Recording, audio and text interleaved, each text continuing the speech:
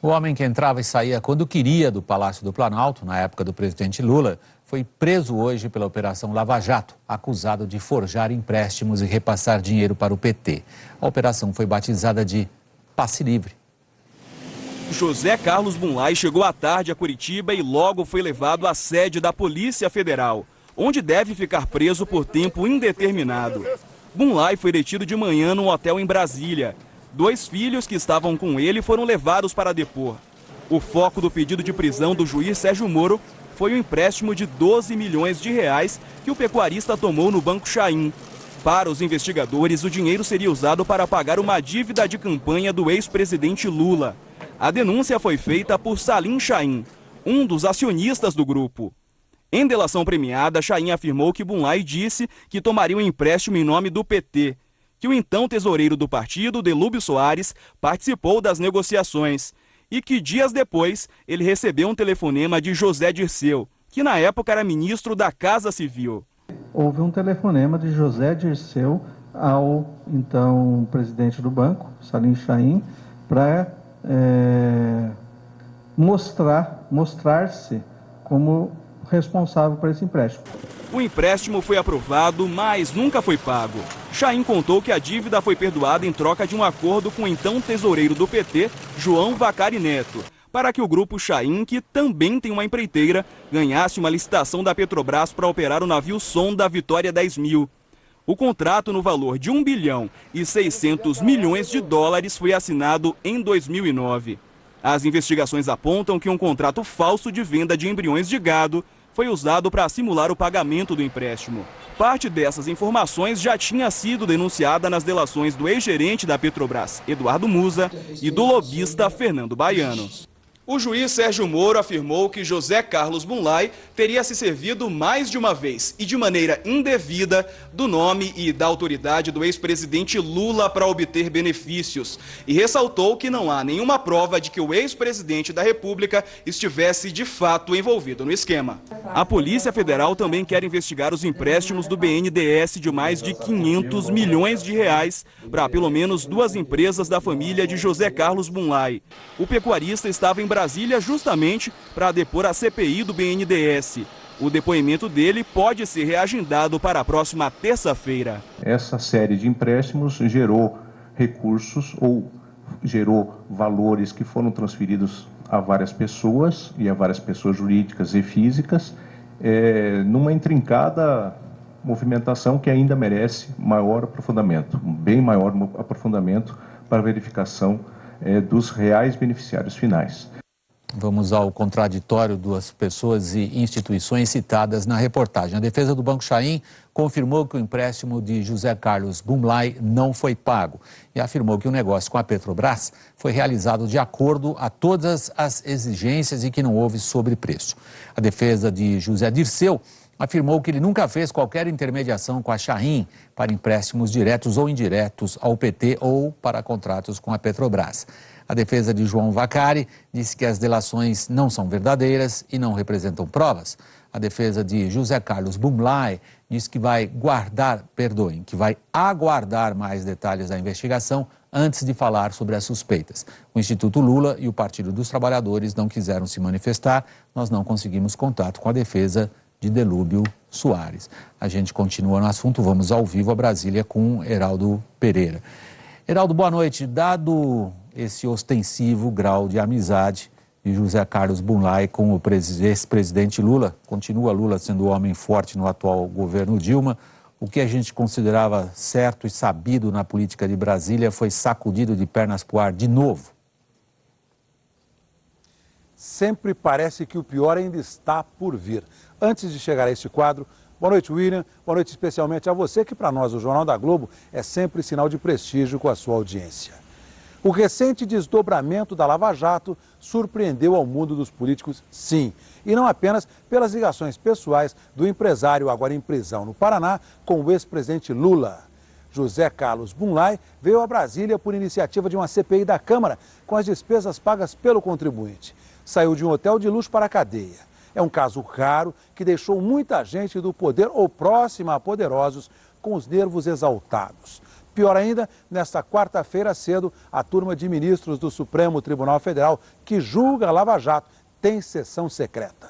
A discussão de fundo é um mistério. Por isso mesmo, se especula sobre outros desdobramentos que poderemos ter e as implicações, William.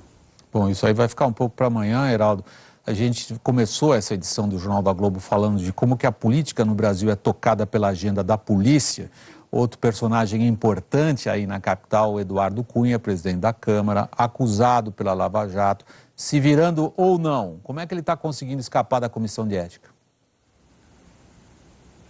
Olha, ele reafirmou que não se entrega. O Conselho de Ética que o investiga, conseguiu fazer a sessão de leitura do relatório que admitiu a abertura do processo de cassação. O parecer prévio vai a voto na próxima semana. Se aprovado, a ação prossegue.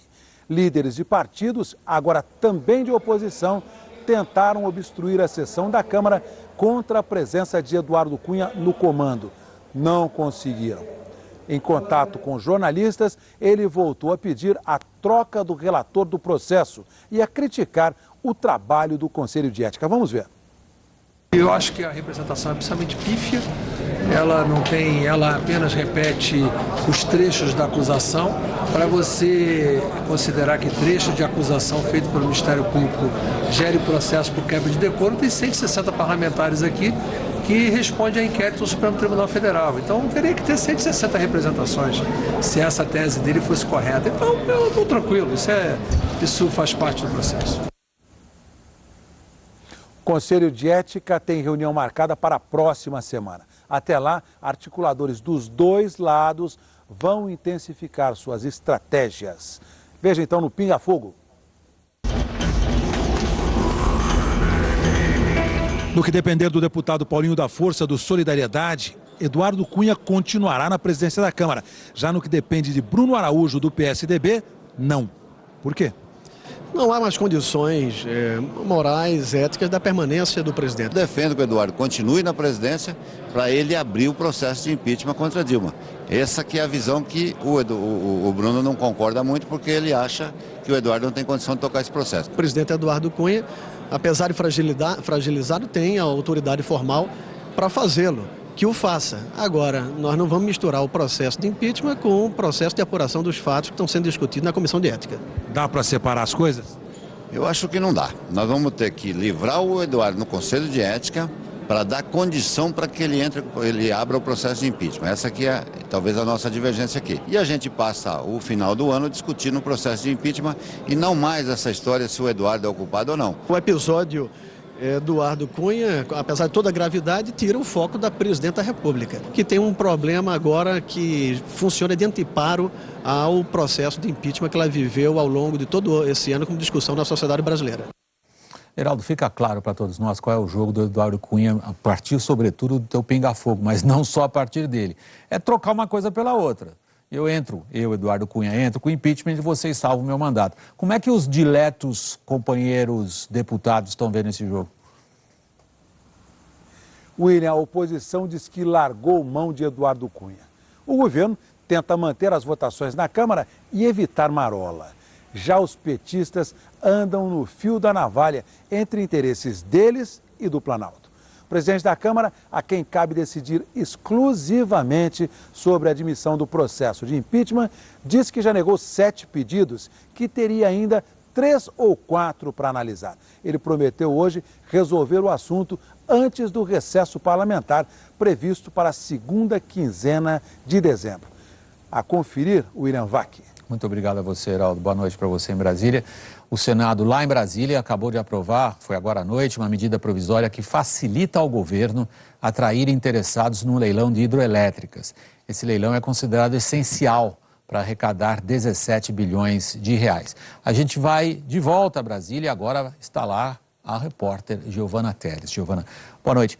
O Senado mudou, no fundo, a forma como o governo concede a exploração dessas hidroelétricas. Antes, o governo não cobrava por essa concessão.